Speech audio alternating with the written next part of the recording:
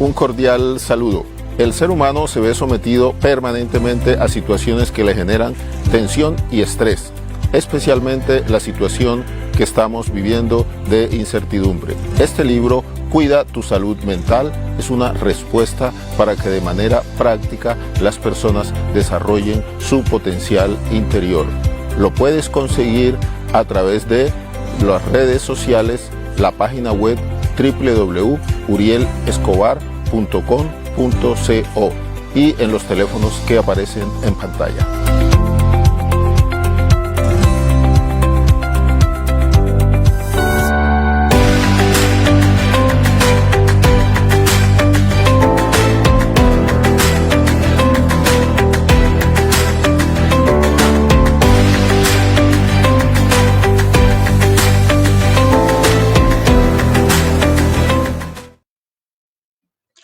Muy buenas noches, un cordial saludo, bienvenidos a nuestro programa institucional Mente-Cuerpo, una ventana a la salud mental. Tengo que comenzar dando los agradecimientos a las personas que nos han seguido a lo largo de este programa, que ya ahora en diciembre cumplimos 4 años de estarse emitiendo ininterrumpidamente todos los jueves a partir de las 8 de la noche. Siempre traemos temas que tienen que ver con la salud mental del individuo, de la comunidad y siempre muy actualizados. El programa de hoy es muy especial y tiene que ver con lo que es la comunicación del ser humano, la gran influencia y la importancia que tienen los medios de comunicación en el comportamiento del ser humano. Y para eso tengo invitados muy especiales que espero podamos compartir hoy una serie de recomendaciones con respecto a esta importancia que tienen medios de comunicación en el comportamiento del individuo y de la comunidad. Nos acompaña en el programa que lo hemos denominado Salud Mental y Medios de Comunicación, papel de la información para preservar la salud mental individual y colectiva. Nos acompaña Beatriz Marín, ella es doctora en comunicación y periodismo, presidenta de la Asociación Colombiana de Investigadores en Comunicación, ASICON, Colombia, líder del Grupo de Investigación en Comunicación Urbana de la Universidad Pontificia Bolivariana de Medellín. Beatriz, he tenido la oportunidad de conocerla ya hace algún tiempo, hemos trabajado y de hecho estamos trabajando juntos en una gran red latinoamericana contra el estigma, ¿no? De lucha contra el estigma. Y he tenido también la oportunidad de participar en algunos programas. Beatriz, bienvenida y gracias por participar en el programa. Muchísimas gracias, doctor, por invitarme. Bueno, Blanca Eugenia Giraldo, ella prefiere que le digan Eugenia. Eugenia Giraldo es periodista de salud y medio ambiente. He tenido la oportunidad de leer algunas de sus crónicas allí en la ciudad de Manizales, es vecina. Eugenia, bienvenida y gracias por aceptar la invitación. Muchas gracias y buenas noches por esta invitación tan especial. Tenemos a Fernando Fuentes, es periodista, especialista en gerencia, actualmente cursando maestría en comunicación educativa. Es director de Hora 13 Noticias, informativo regional del canal Tele Antioquia. Fernando, bienvenido y gracias por aceptar la invitación. Muchas gracias, doctor Uriel, a usted, a todos los compañeros y a quienes se conectan a esta hora. Y gracias por esta oportunidad para hablar de esta tarea que a todos nos apasiona, la comunicación y en este caso la comunicación relativa a la salud. Y Luis Felipe Molina, es periodista de La Patria, de Manizales, los hermanos manizaleños, es codirector del proyecto La Patria con Sentido. Luis Felipe, bienvenido. A ustedes gracias por la invitación, estoy contento de estar aquí, me alegra mucho que vayamos a hablar de este tema que es tan esencial y tan importante, sobre todo en los medios que somos tan poco autocríticos en este tema. Bien, Voy a comenzar diciendo lo siguiente, como para abrir el debate, para abrir las reflexiones que vamos a hacer. Y quiero apuntar lo siguiente. Nosotros los seres humanos somos seres gregarios. Eso significa que vivimos en comunidades. El hecho de que vivamos en comunidades significa que tenemos unas señales, unas formas de conectarnos, unas formas de comunicarnos. Y toda sociedad organizada, por supuesto, tiene unos líderes, unas personas que son los encargados de desarrollar, digamos así, o liderar los procesos sociales. En la base de todo esto hay un elemento que es importante y que yo quiero resaltar, y tiene que ver la capacidad que tenemos los seres humanos de ser influenciables. Ese es un elemento fundamental, y precisamente el hecho de que nosotros seamos influenciables es lo que ha permitido que nos congreguemos, que vivamos a nivel inicialmente en tribus, pero ahora en comunidades. Entonces, a mis compañeros periodistas, yo quiero que comencemos por el siguiente aspecto. Hablemos con respecto a la historia de la comunicación humana. Y ya en la segunda parte vamos a hablar con respecto a unos tips que cada uno de ustedes, por supuesto, le va a dar a los asistentes con respecto a cómo preservar su salud mental ante tanto avasalle que hay de la información. Y me gustaría entonces que comenzáramos, Beatriz, hablemos un poquito con respecto a esto de la historia de la comunicación humana. Bueno, doctor Uriel, yo cuando me refiero a la historia de la comunicación humana, me tengo que ir a mi campo de estudio y a mi tema de estudio doctoral, mi objeto de estudio, que es la infografía. Y me gusta partir de este tema porque es un poco también recordarle a todos que a lo mejor la comunicación humana empezó en una cueva. De hecho, hoy en día tenemos grandes vestigios de esto para darnos cuenta de que así fue. Y tal vez posiblemente en esa tribu primitiva, donde la gente todavía no tenía el lenguaje oral, pero sí tenía posibilidades de expresarse en una pared o sobre la tierra, dibujando con palitos o con sangre de animales o con tintas de los árboles que se producían, fueron contando sus pequeñas historias y sus crónicas tal vez, y hasta sus noticias, que hoy en día incluso son objeto de estudio de los antropólogos y que cada vez van apareciendo más vestigios de esto. Durante muchos años nosotros en las facultades de comunicación estudiamos el origen de la comunicación en las cuevas de Altamira, las reconocidas cuevas de España que son tan visitadas por los turistas, donde pues se pueden ver plasmados fácilmente animales, expresiones de lo ceremonial, de lo ritual, de lo cultural, pero que se pensaba que era lo único que existía.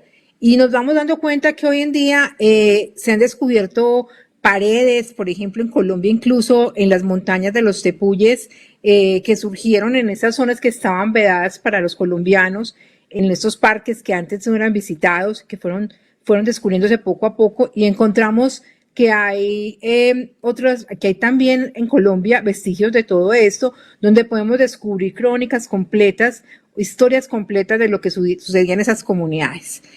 Un poco también tendríamos que volvernos a lo que en algún libro menciona Roman Gubern, uno de los grandes comunicadores teóricos de la historia de la comunicación audiovisual, donde dice que tal vez de pronto lo que disparó ese sentido de comunicación para el ser humano fue ese primer reflejo de lo que llama el reflejo del lago. Esa primera vez en que el ser humano se vio reflejado en el agua y sintió la necesidad de plasmar lo que allí veía. Entonces miren cómo de todas maneras el origen de la comunicación siempre ha estado muy atado a lo visual, y es que el cerebro visual tiene unas particulares esenciales que incluso hoy en la actualidad podemos verlas cómo se definen a partir de todo lo que estamos descubriendo con el Big Data, con la visualización de datos, con la misma infografía, y que nos permite tener una información sintética, clara, concreta y muy rápida de lo que queremos estar informados. Obviamente, pues después de que pasara eso, empezaría toda la historia de lo que tiene que ver con el entramado de los medios, el surgimiento de la prensa, de la radio, la televisión.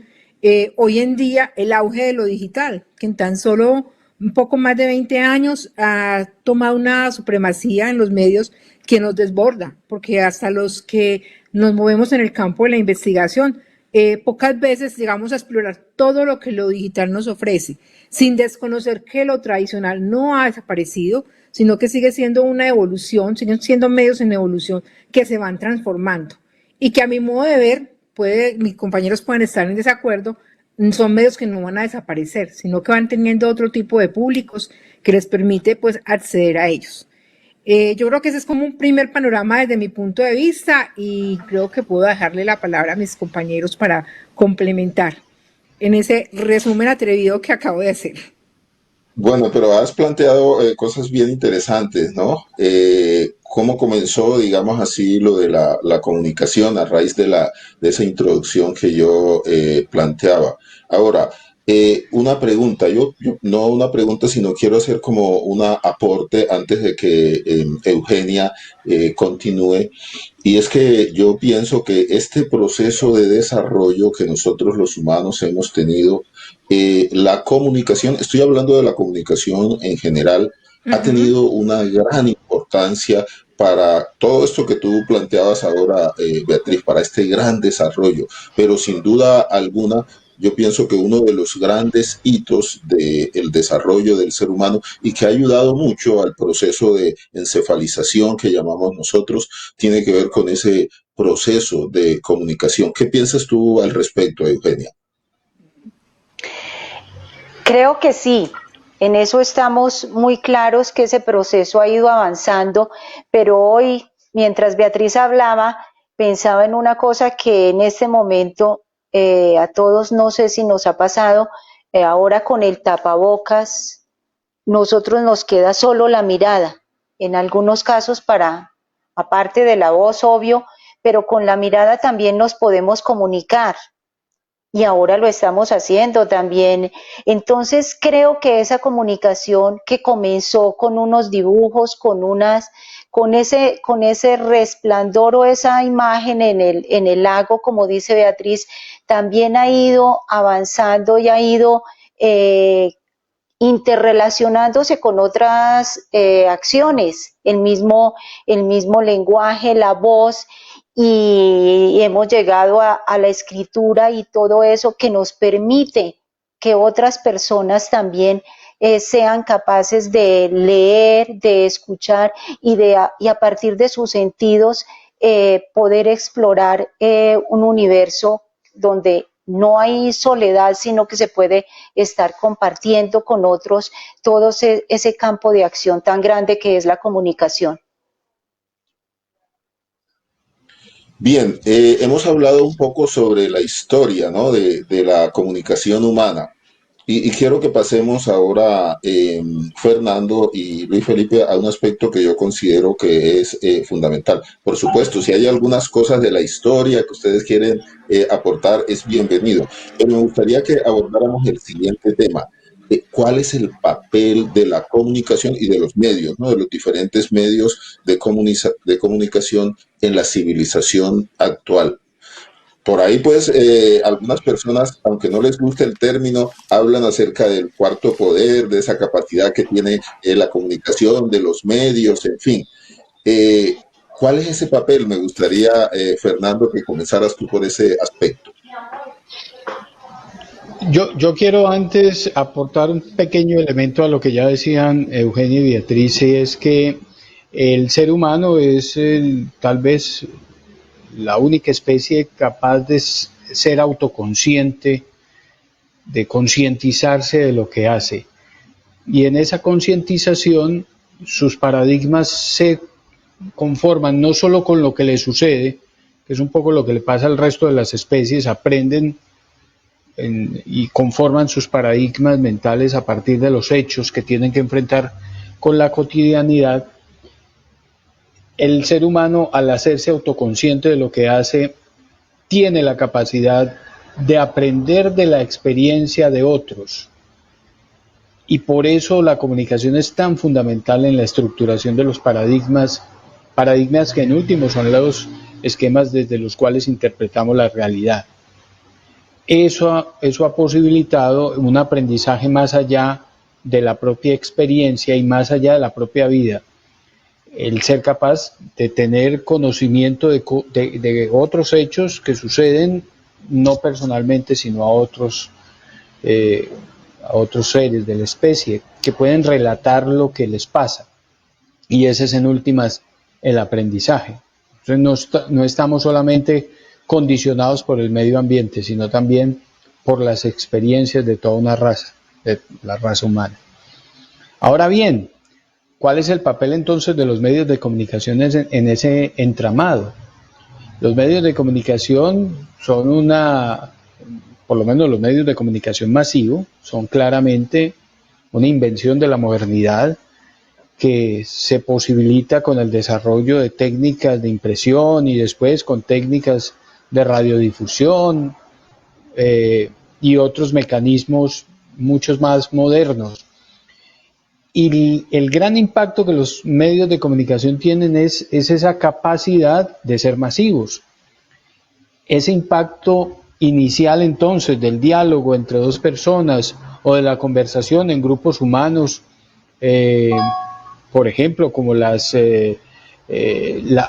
misa donde un sacerdote puede expresar a un grupo muy grande de personas un mensaje, casi que se explota y llega a ser de una dimensión mayúscula con los medios de comunicación, los modernos. En ese sentido, la conformación de esos paradigmas de los que hablaba al comienzo es cada vez más profunda y se posibilita cada vez con mayor impacto gracias a esa capacidad de llegada masiva. Hoy por hoy una de las dificultades para gestionar esa información es precisamente esa. Con medios muy sencillos, personas muy del común tienen la capacidad de llegar a audiencias múltiples. No sé si ustedes, por ejemplo, han seguido la polémica en torno a la selección Colombia, construida con base en una conversación de una persona a un amigo. Audios de un señor que le mandó un audio a otro señor, que por ejemplo a mí me lo mandó un colega de Brasil. Entonces, un mensaje que inicialmente no pasaba de una conversación entre dos personas, hoy por hoy se reproduce por todo el continente y tiene ese mensaje pequeño un impacto astronómico. Es una explosión casi que ni siquiera geométrica, algorítmica, enorme. En ese sentido, el papel de los medios de comunicación hoy, más allá de si son o no un poder, el cuarto, el quinto, el segundo, no sé, ese papel es precisamente el de intervenir en los paradigmas de interpretación desde los cuales los seres humanos nos relacionamos con el mundo. Planteas algo bien interesante. Bueno, ya nos están haciendo muchas preguntas, ¿no? Yo estoy seguro que las vamos a alcanzar a responder, pero planteas algo bien interesante, Fernando. Eso me llama a mí mucho la atención. Y para que continúe Luis Felipe, la idea es, los medios de comunicación dentro de esa función del papel que juegan, regulan o lideran, digamos así, alguna serie de conductas, alguna serie de comportamientos en el ser humano, pero también en el colectivo. Tú colocabas un ejemplo, lo que está pasando con la selección Colombia, lo que sucede, por ejemplo, cuando hay una telenovela muy famosa, por ejemplo, entonces los hombres ahora hay una de un señor que baila, ¿cierto? Y entonces los bailes se comienzan a imitar a este señor. Entonces, mire esa gran importancia que tiene. Entonces, desde ese punto de vista, yo pienso lo siguiente, para darle la palabra a Luis Felipe. Ustedes tienen una gran responsabilidad social, ¿cierto?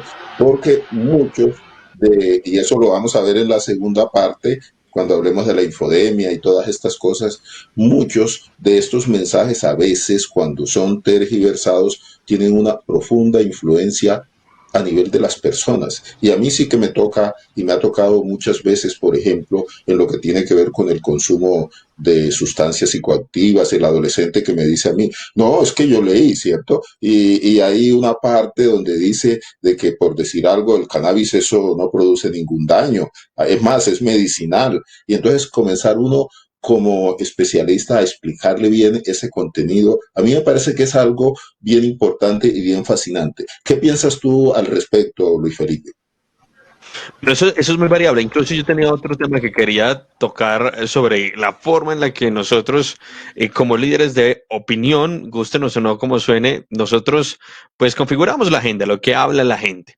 Ayer me encontré un tuit bastante responsable del periódico El Tiempo en el que aseguraban que nos preparáramos para un próximo huracán ahí en la cuenca del Atlántico.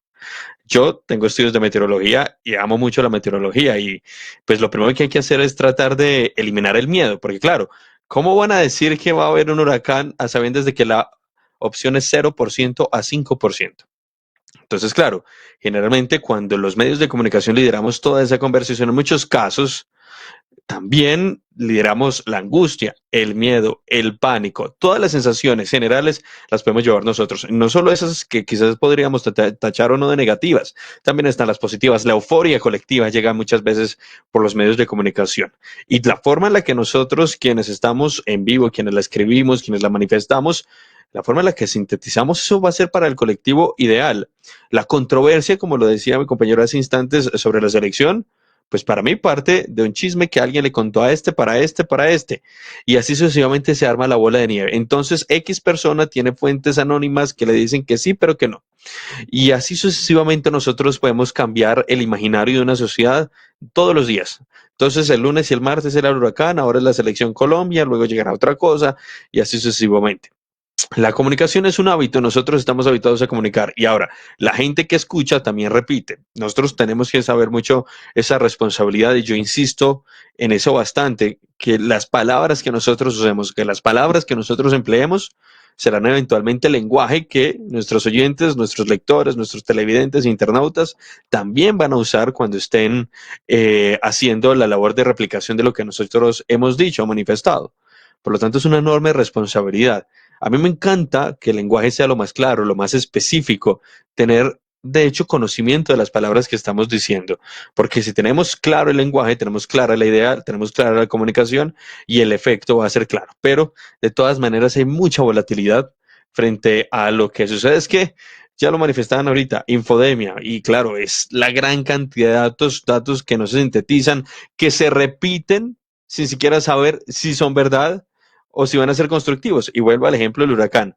¿Qué necesidad tenía el tiempo de decir que va a haber un nuevo huracán si ni siquiera lo puede probar? Eso en muchas personas puede causar miedo. Eso en muchas personas puede causar angustia. Y eso no es lo que nosotros debemos hacer en los medios de comunicación.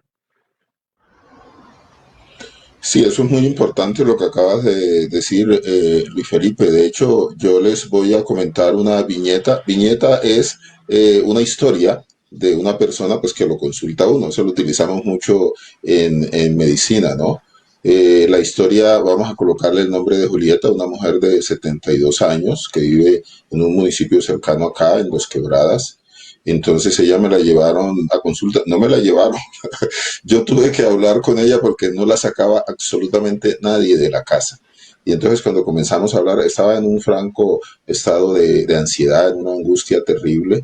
Entonces decía, es que yo leo todos los días y todos los ancianos nos vamos a morir, porque es que los ancianos, ¿cierto? No tienen ninguna posibilidad de sobrevivir ante este virus. Entonces ella estaba viviendo una situación, y está viviendo una situación de angustia que uno, cuando yo comienzo a explicarle, que hay algunos elementos, por supuesto, que son ciertos, pero el ejemplo que tú colocabas, Luis Felipe, con respecto a lo del próximo huracán que ya están vaticinando. Entonces, cuando se amplía esto, eso tiene un impacto muy grande en el ser humano. Y precisamente yo quiero en la última parte de esta primera sesión que nosotros vamos a hablar acerca de la influencia que tiene la comunicación en el comportamiento humano. Un amigo, Luis Fernando Vanegas, nos dice lo siguiente. Me gustaría que de pronto cada uno de ustedes opinara un poquito sobre esto que él nos plantea. ¿Por qué impacta tanto en el cerebro humano los mensajes negativos, los odios, los miedos que estamos viviendo, ¿no? Eso no hay duda. Colombia vive en un estado de pugnacidad entre los que siguen a una persona, los que siguen a la otra, ¿cierto? Y a veces hasta nos odiamos. Entonces, esta pregunta me gustaría o esa inquietud de Luis Fernando, que habláramos un poco sobre ella, ¿cierto? ¿Qué piensas tú, Beatriz, sobre esto? Bueno, mira, con este tema que te decía que vengo estudiando ya hace unos 10 años, que tiene que ver con la infografía, con la visualización, con la comunicación visual, me encontré, incluso uno de mis primeros hallazgos es que el cerebro visual, estoy hablando solo del cerebro visual, es un cerebro súper especializado, y solo estoy hablando del visual. O sea, con eso quiero referirme a que cada cerebro o cada parte del cerebro tiene unos mecanismos, unas características que hacen que sea demasiado complejo y que usted mismo, doctor, lo sabe, ni siquiera la ciencia moderna ha podido conocer en su magnitud total lo que el cerebro humano tiene. Incluso lo conversaba con una psiquiatra de Barcelona, que es una médica, doctora en psiquiatría, pero además es doctora en artes visuales, y ella me explicaba incluso con imágenes, o sea, la dificultad que tiene el cerebro para, de alguna manera, descubrir información en imágenes visuales que parecen muy sencillas, pero que están muy complejas, porque están traspasadas por colores, por líneas, por formas, por profundidades, o sea, todo lo que eso implica. Ahora bien, yo antes de estudiar un doctorado en comunicación, yo estudié una maestría en comunicación y educación, bueno, y obviamente la maestría en investigación, pero en la maestría de comunicación y educación, y por eso me parece que ese vínculo de la comunicación y educación es muy importante, lo hice pensando precisamente en esa responsabilidad de la que hablaba ahorita mis compañeros Luis Felipe y Fernando, porque yo sí creo que los periodistas y los comunicadores en general tenemos la palabra, y la palabra como tal es una herramienta con la que nosotros podemos muy fácilmente ayudar a la humanidad o manipular a la humanidad o hacer que la humanidad tenga unos comportamientos de acuerdo al lenguaje que utilizamos. Y ahí vuelvo y lo uno con el cerebro, porque finalmente los seres humanos también somos muy fáciles de llevar, si no tenemos, digamos, una formación ya muy clara o incluso a veces teniendo mucha formación o habiendo leído mucho, caemos en circunstancias que no estábamos previstos que íbamos a caer o que considerábamos que porque teníamos cierto nivel no lo íbamos a hacer. Los seres humanos, seguimos siendo humanos, no somos de piedra, ¿cierto? Hay sentimientos, hay sensaciones, hay todo lo que el lenguaje del otro nos puede decir. La gente de por sí sabe generar confianza y el comunicador ha aprendido mucho en eso, a generar confianza, por eso tiene también sus seguidores.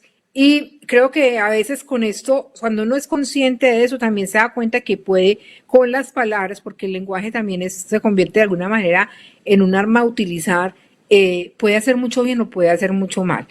Entonces, creo que la gente también a veces en una circunstancia de extrema, como es por ejemplo lo que estamos viviendo ahora con la pandemia, cae en el error de lo que usted mencionaba ahorita de su paciente. O sea, todo el mundo quiere, la gente inmediatamente comenzó lo del coronavirus, por ejemplo, mi círculo cercano.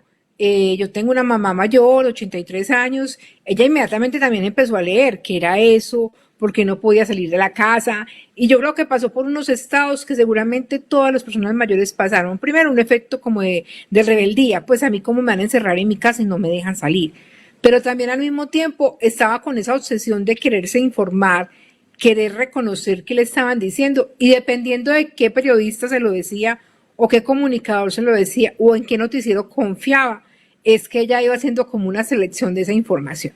Pero también llegó un momento en que yo estaba viendo que eso nos estaba saturando tanto que yo le decía, no, ya, suficiente, pues, como que no más noticias de eso.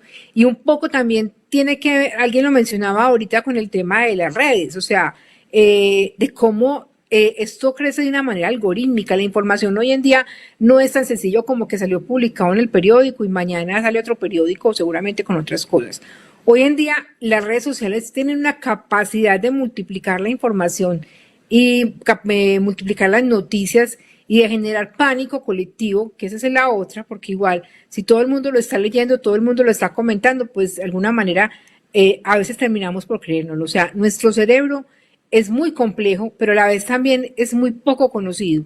Y yo creo que ese desconocimiento que tenemos de nuestro cerebro es lo que nos juega esas malas jugadas de caer en ese engaño de qué estamos recibiendo como información, de en qué creemos y qué es lo que realmente realizamos a partir de tener una selección de todo esto.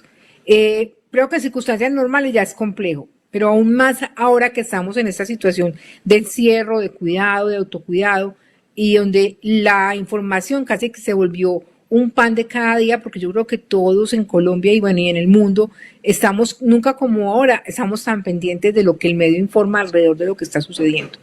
Pero también a veces pienso que eso provoca que la información se convierta en algo muy falaz. Y eso pasa mucho con las redes sociales. De pronto la noticia ayer era el huracán, pero hoy podría ser el partido de fútbol, pero mañana podría ser un escándalo político como el del Perú con el expresidente, pero pasado mañana podría ser otra cosa. Incluso saltamos de un tema a otro con una tranquilidad y una facilidad que uno a veces cuando surge una crisis alrededor de una noticia, uno puede pensar, bueno, y fue lo que suelen decir los CEO de manejo de redes, no, tranquilo, eso en 24 horas ya están hablando de otra cosa.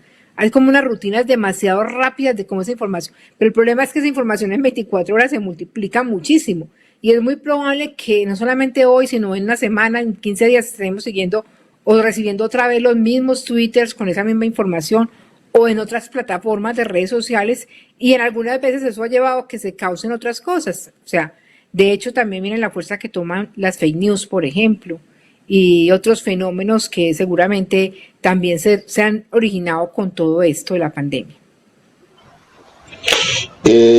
Para agregar un poco algo más con respecto a la inquietud que nos planteaba Luis Fernando, me gustaría que habláramos sobre lo siguiente. Se me viene una reflexión de acuerdo a lo que estaba diciendo Beatriz.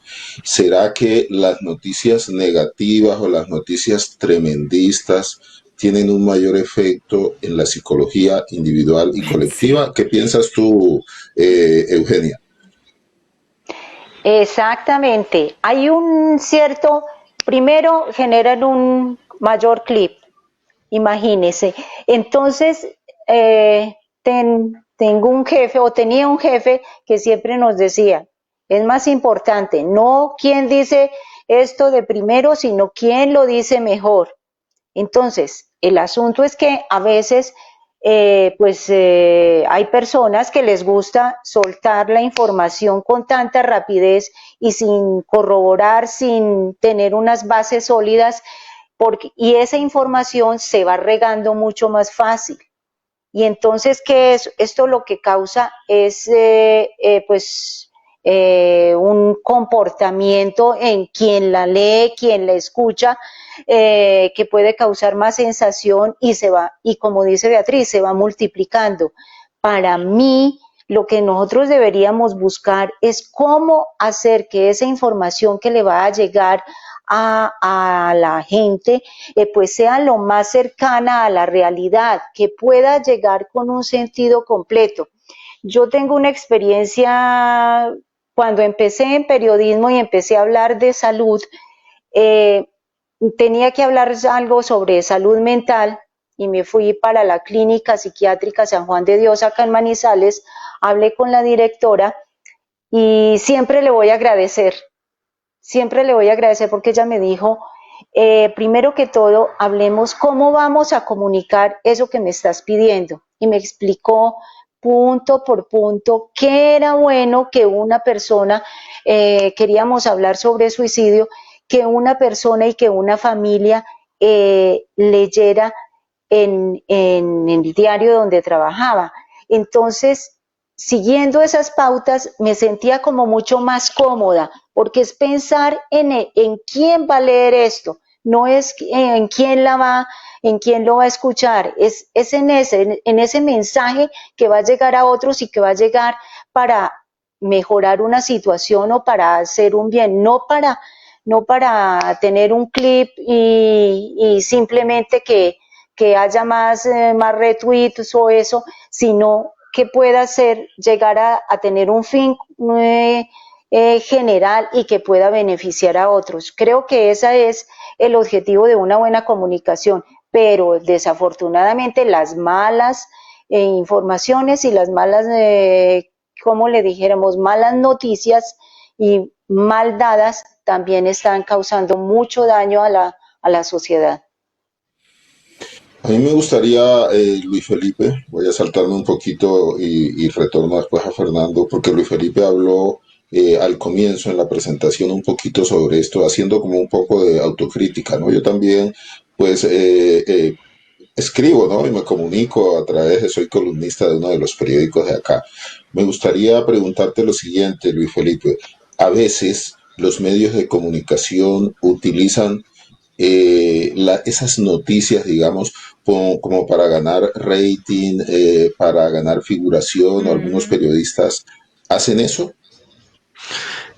A ver, todo parte de un concepto bastante folclórico que tenemos aquí en América Latina y que yo personalmente aborrezco. Eso lo hablaba con un amigo del Servicio Mundial de BBC que pues lee las noticias. Yo le decía, su forma tan tranquila de leer las noticias, por difíciles que sean, las hace más digeribles. Pero aquí tenemos una cultura que es muy compleja. En principio porque estamos acostumbrados a que nos regañan. O sea, el señor presentador nos regaña. Mucha atención, pero me está exigiendo que yo suspenda lo que estoy haciendo y tengo que darle toda mi atención a él. Entonces, mucha atención, modismo número 1. 2, empieza la música dramática. Eso es terrorífico, crea pánico. De hecho, un canal de televisión aquí en Colombia tiene carrera porque uno de sus jingles, pues básicamente era eso. Yo estoy en contra de musicalizar las noticias, sobre todo para hacerlas tan dramáticas. Entonces, hay dos hipervínculos mentales, emocionales, históricos, memorísticos de las personas. Claro, mucha atención, pasó algo. Y lo que pasó generalmente es malo. Ponga cuidado. Y entonces leen con un acento absolutamente dramático. Y miran y la gente absolutamente es empática a recibir todo lo que le está diciendo el presentador de noticias.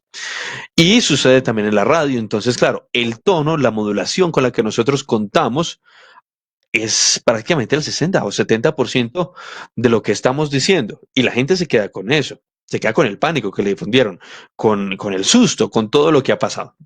Entonces, como periodistas, nosotros tenemos una enorme, enorme responsabilidad con todo eso para nosotros construir mensajes legítimos, pero mensajes directos, sin necesidad de caer en el absurdo o caer, por así decirlo, en un lugar común, que es el de llenar de pánico, llenarla de miedo para contarle algo.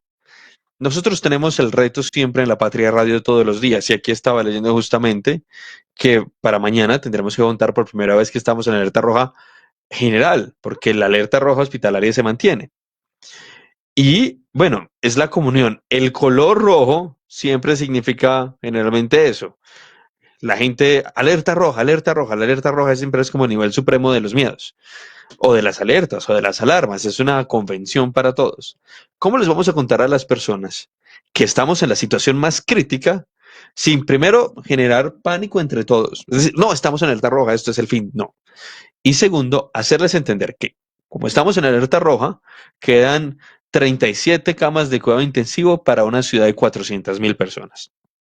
Siempre hay maneras más inteligentes, más estructuradas, con mayor exigencia mental entre todos para entregar mensajes claros, mensajes que no deben caer en ese sensacionalismo. Claro, como somos un país de sensaciones, como somos un país de euforia, el país que sube en la cúspide porque gana la selección o se deprime porque la selección es eliminada, somos ese mismo país que emocionalmente es realmente inestable.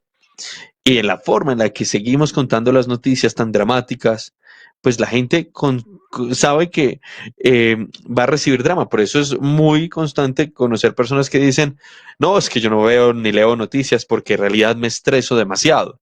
Claro, el nivel de estrés que puede generar una sola emisión de un noticiero nacional es altísima, porque su tono es dramático, porque su tono no es consensuado, porque las noticias que están tratando son difíciles de digerir, porque en realidad las noticias son duras, per se, las noticias son difíciles de contar siempre, en muchos casos, pero a veces se nos va la mano en generar más sensaciones, más emociones que en contar lo que tenemos que contar, que es básicamente lo que tenemos que hacer.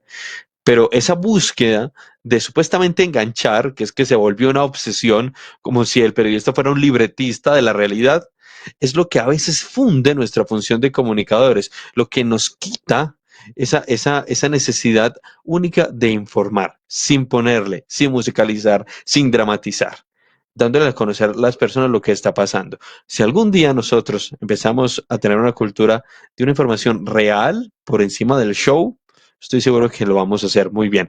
Gran parte del estrés colectivo viene de una información que está en un caudal de estrés.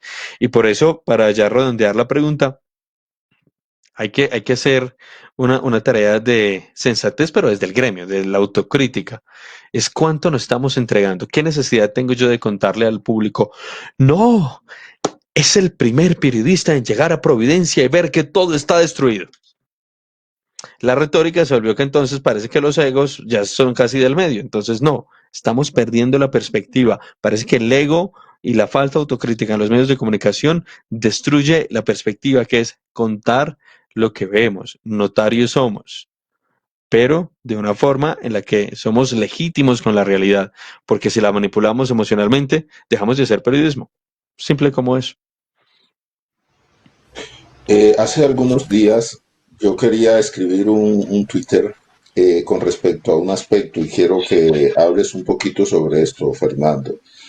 Y es que hay una periodista pues muy reconocida, no voy a mencionar el nombre por supuesto, pero que es absolutamente partidista, pues defiende a capa y espada a un determinado personaje y pierde absolutamente la objetividad.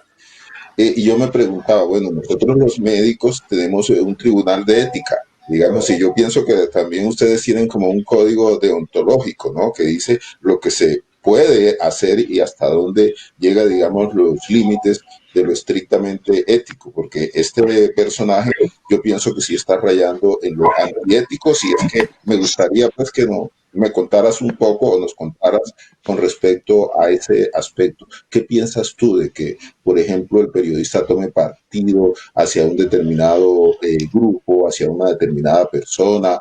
Y por supuesto, eso crea, como son líderes de opinión, eso crea un bando y odian al otro bando. ¿Qué piensas con respecto a eso, Fernando? En eso Luis Felipe tiene mucha razón y es cuál es nuestro papel. Es lo primero que tendríamos nosotros que determinar y determinarlo con claridad y revelárselo a nuestras audiencias.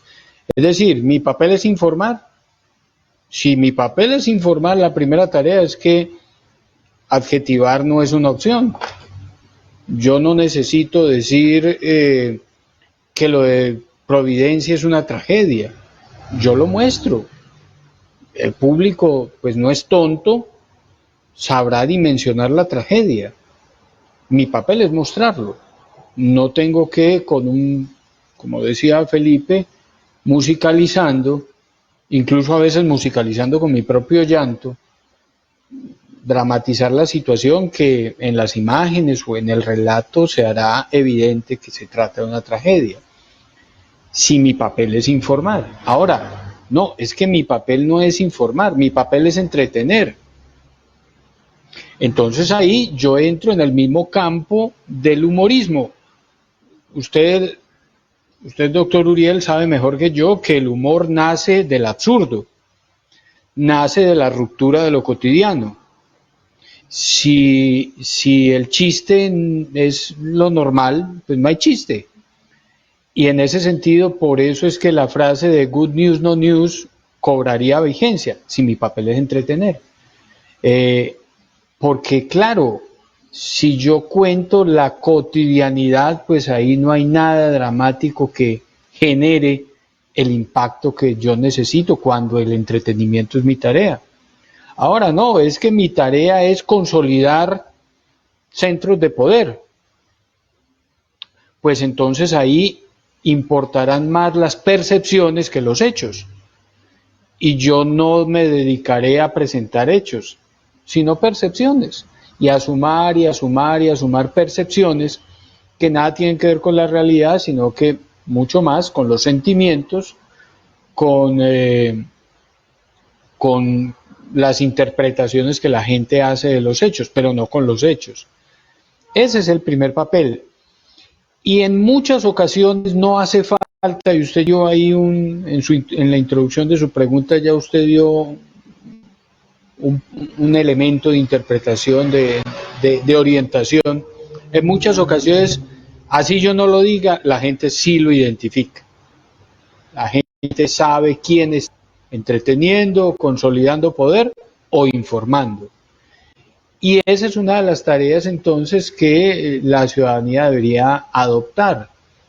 Identificar muy claramente dónde se quiere informar, dónde se quiere entretener y quién simplemente está instrumentalizando la información para generar círculos de poder. Es una tarea del consumidor en últimas. Claro, tiene que haber un proceso de autocrítica, como dice Luis Felipe, y tiene que haber también unos procesos internos de autorregulación de los periodistas, pero en últimas, la gran responsabilidad está en el consumidor, en el lector o en el usuario o en el oyente, de ser reflexivo frente a lo que consume. Mire, yo le voy a poner un ejemplo muy sencillo de un ejercicio interno de autorregulación que desarrollamos aquí en Medellín los medios de comunicación.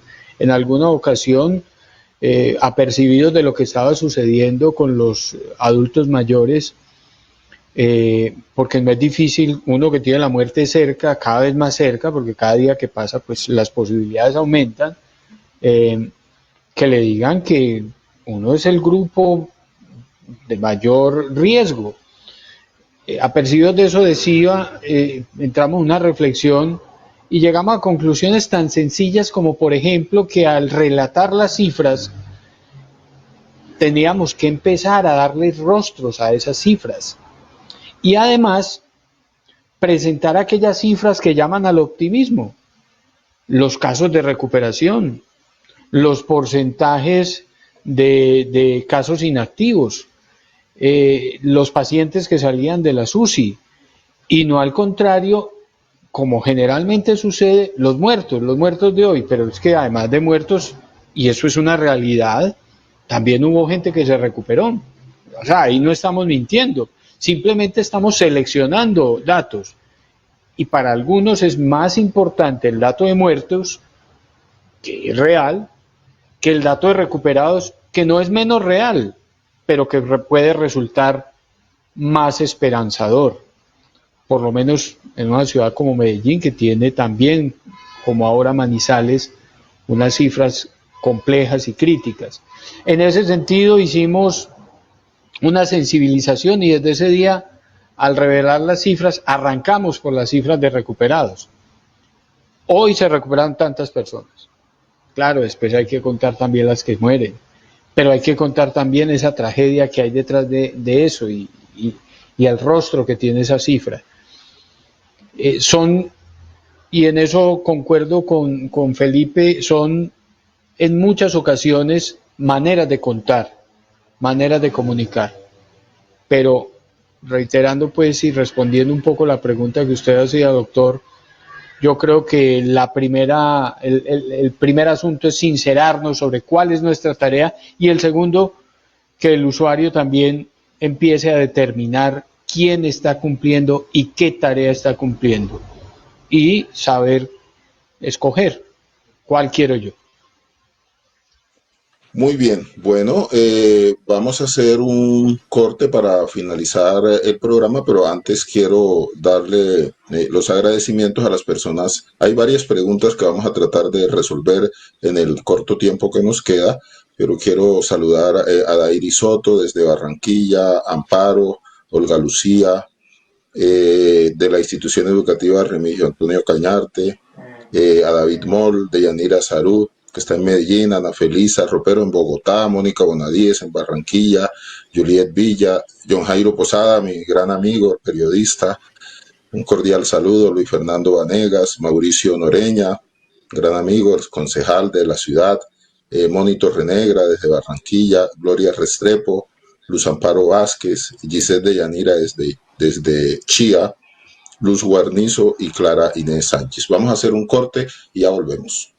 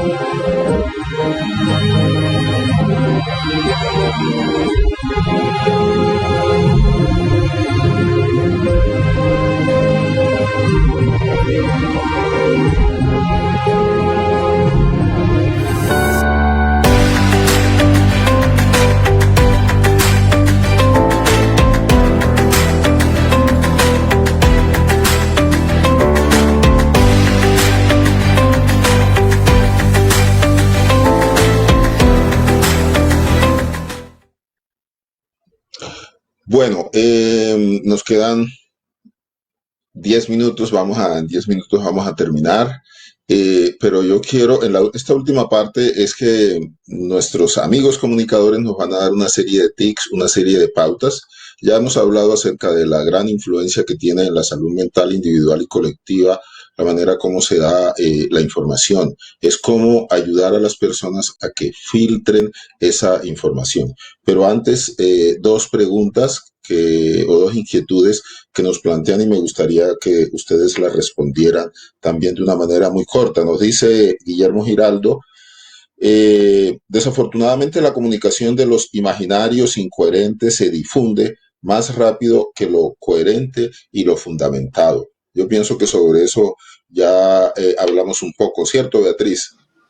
Sí, la verdad es que eso tiene toda la razón y de hecho ahorita lo hablaban mis colegas cuando usted preguntaba incluso por el tema de que hay cierto tipo de noticias que tienen más rapidez de difusión porque son de tipo amarillista, porque de todas maneras llaman la atención por ciertas particularidades, en fin. O sea, todos hemos visto, por ejemplo, el auge de medios de comunicación impresos, sobre todo los impresos han hecho carrera en Colombia, amarillistas que se venden más que los periódicos tradicionales o incluso otros medios.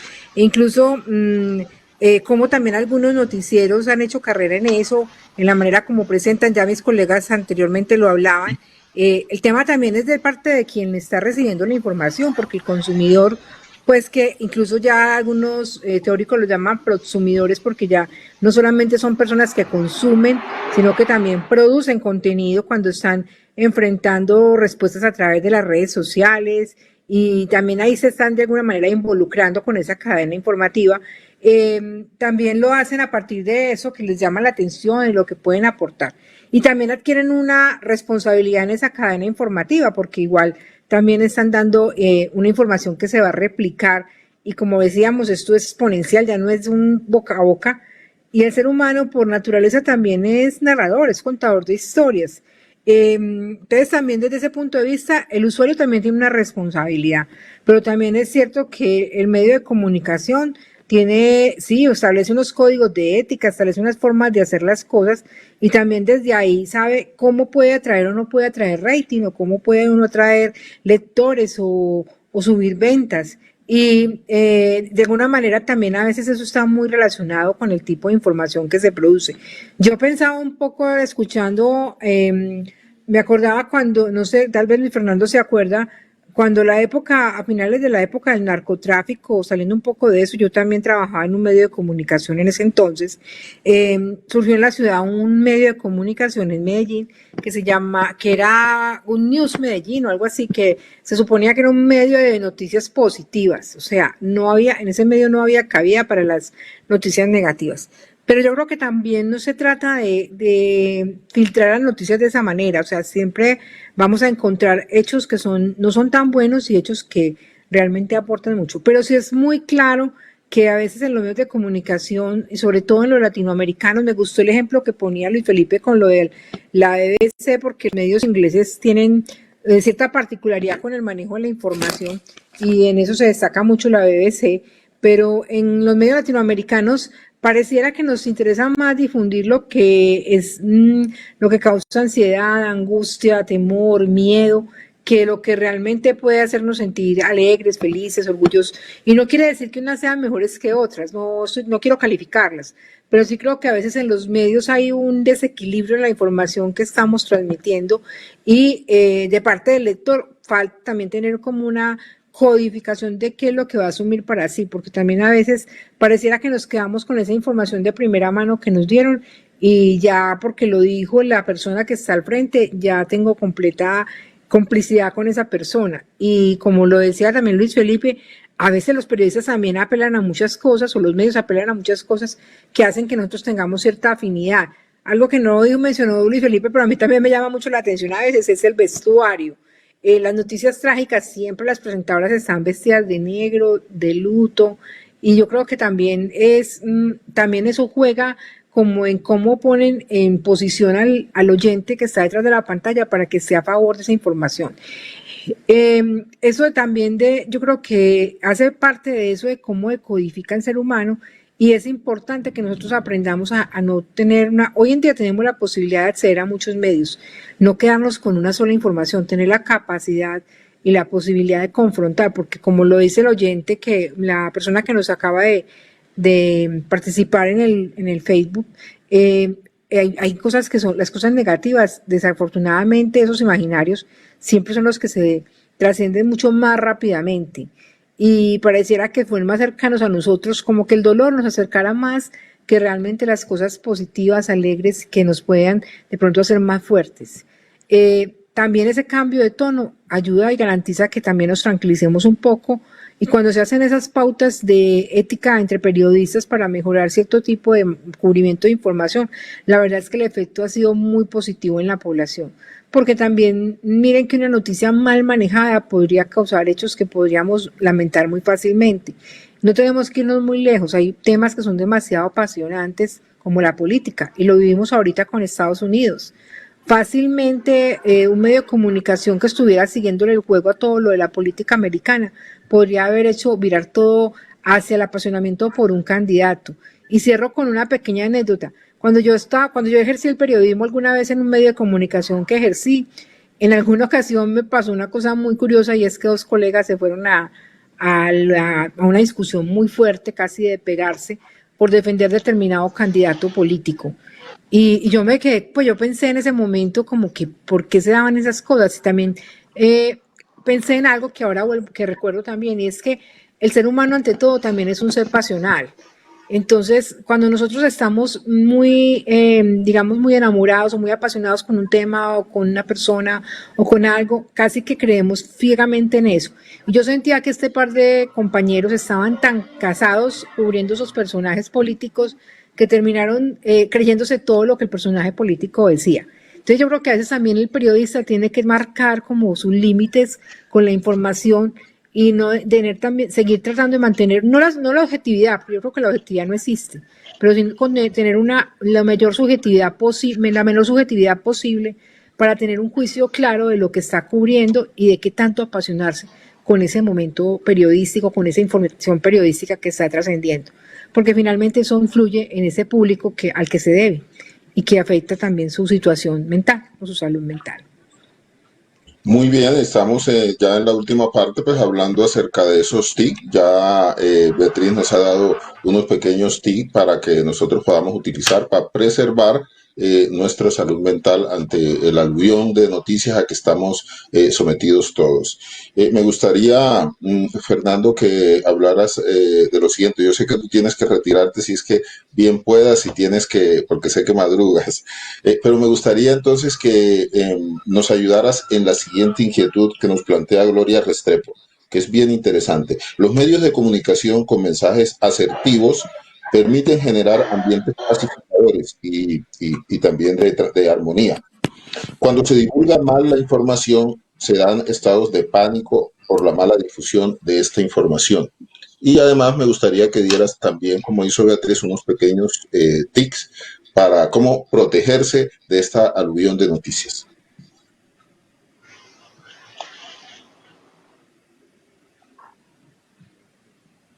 Yo creo que se desconectó. Entonces, sí, Luis Felipe, vamos contigo. Aquí estoy. Muy bien, no, hay que tener en cuenta, o sea, esto me pasa mucho con mi tía Inés. Es que yo pienso, a veces, esto es una teoría personal. Las tías son buen ejemplo. Es que son creo buenas que maestras.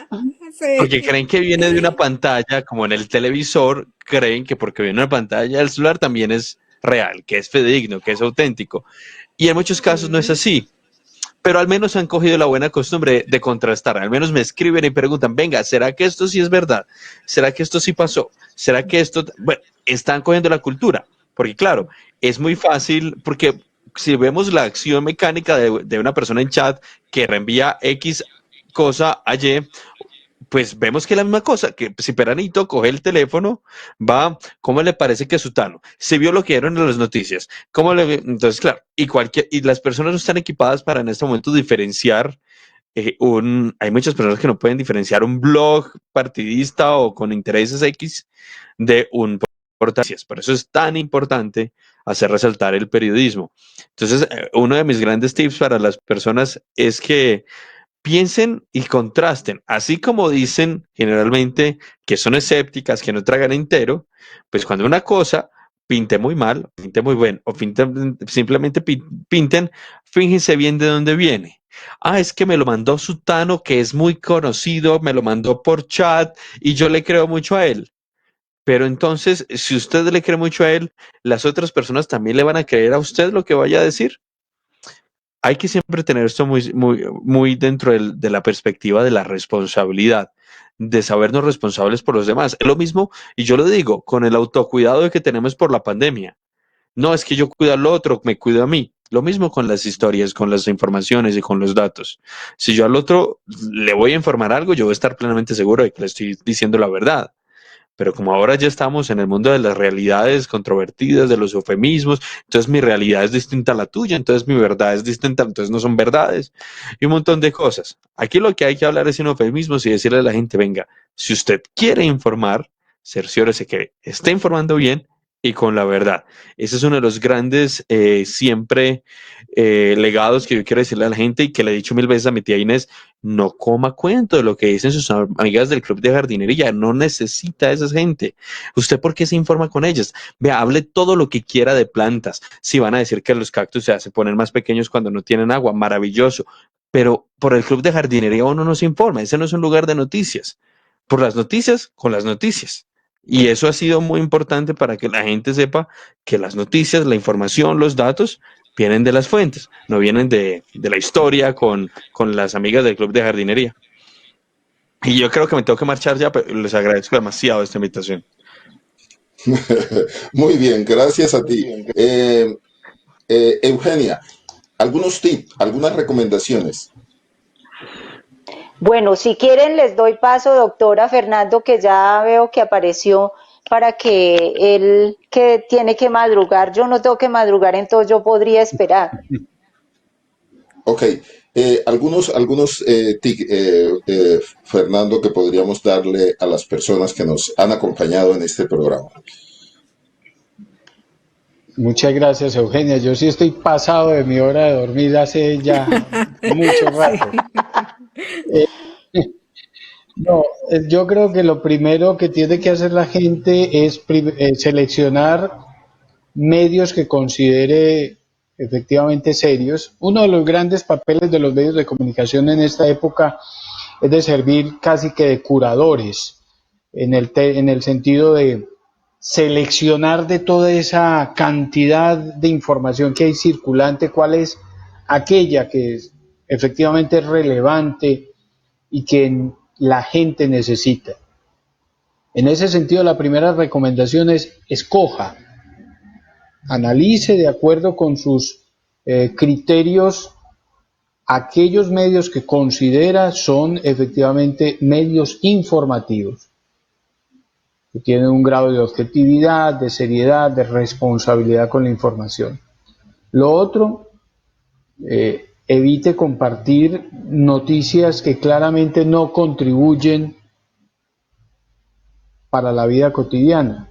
Pregúntese antes de cualquier retweet o de cualquier reenvío, si yo no supiera esa información, ¿qué pasaría? Si la respuesta es nada, pues no la cuente.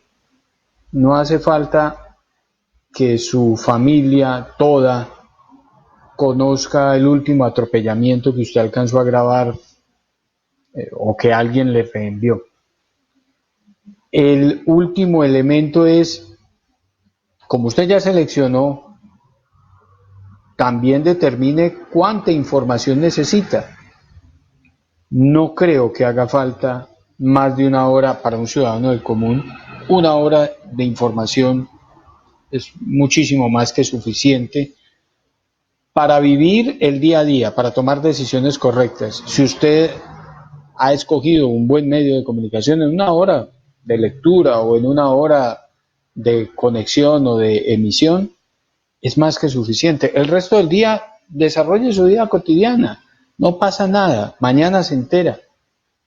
Muy seguramente mañana le van a contar. Establezca una hora, a esa hora usted se informa y hasta el otro día. La conectividad permanente con los medios informativos lo único que genera es, al contrario, desinformación, genera confusión, porque empiezan 5 minutos después a corregir lo anterior, 5 minutos después a corregir lo anterior, y media hora después uno ya no sabe cuál es la información real. Serían básicamente esas 3 recomendaciones para aplicar en la cotidianidad. Muy bien. Eugenia, unos tips. Bueno, mis tips son muy sencillos. Yo creo que hay una cosa que esa empatía que también nosotros como buenos consumidores de información tenemos con ciertos medios. Sencillo, uno escoge qué medio quiere y cómo, no es atiborrarse de información, no, es la información que yo necesito, nada más. Lo que dice Fernando es muy cierto, no es estar todo el día pendiente de las noticias. Por ejemplo, cuando empezó la emergencia, yo le decía a mi mamá, ¿para qué tanta noticia? No, yo necesito estar informada, necesito saber qué es lo que está pasando. Y curiosamente, cuando empezó previo a la emergencia, me tocó hacer un trabajo sobre cómo, qué iba a suceder con esto que apenas estaba empezando en China, y consulté con un microbiólogo experto aquí en Manizales y él me decía ciertas cosas que yo honestamente les confieso que las creía. ¿Será que sí? Pues, ¿qué tuve que hacer? Después de publicar ese artículo, conseguí un muchacho manizaleño que vivía en China, oiga, y corroboró todo eso, me contó cómo estaban viviendo esa situación allá y pude contar eso en el diario. Entonces es cuando la información se vuelve más creíble, más cercana, y ya después me decía mi mamá, hola, eso sí va a ser así, uy, lo que este muchacho decía sí es cierto. Entonces creo que también es una manera de que nosotros como consumidores de esa información podamos no estar todo el día pendientes de lo que dijeron aquí, de lo que dijeron allá, sino que hay medios y cada uno le gusta que a mí me informe tal, o que me informe el periódico tal, o que este noticiero, pero no estar todo el día pendiente de eso. Y la misma manera como se cuentan las cosas, creo que mientras más nos apoyemos en los que saben, nosotros los periodistas, y mientras esa información que estemos entregando y que nosotros como lectores también, o como escuchas o consumidores, consumamos con esa rigurosidad también de lo que estamos recibiendo, creo que hacemos un buen filtro para nuestra salud mental. Muy bien. Vamos a hacer un corte y ya volvemos para despedir el programa. En nombre del equipo directivo, administrativo y asistencial, damos un saludo muy especial a todos nuestros usuarios del norte del valle, el eje cafetero y del resto del país. Nos permitimos informar que a la fecha tenemos convenio con las siguientes empresas administradoras de planes de beneficios: SOS, Medimás subsidiado y contributivo, Admexsalud, Cosmitet, Hijao Salud, Famisanar, Comeva, Sura, Nueva EPS, Barrios Unidos, Ambú, Confenalco Valle, y también atendemos solicitudes por evento de Salud Total, Sanidad de la Policía y Confachocó. Para los servicios de internación adictivas hombre y mujeres, internación en salud mental, Hospital Día para adictivas y salud mental, y servicio de consulta externa para psiquiatría, psicología, terapia ocupacional. Igualmente tenemos el servicio y nos encontramos habilitados para el suministro y mantenimiento del plan de metadona. Así que para todos bienvenidos y Esperamos poderlos atender en una de nuestras sedes ubicadas en la ciudad de Cartago, Cerritos en Pereira y Dos Quebradas.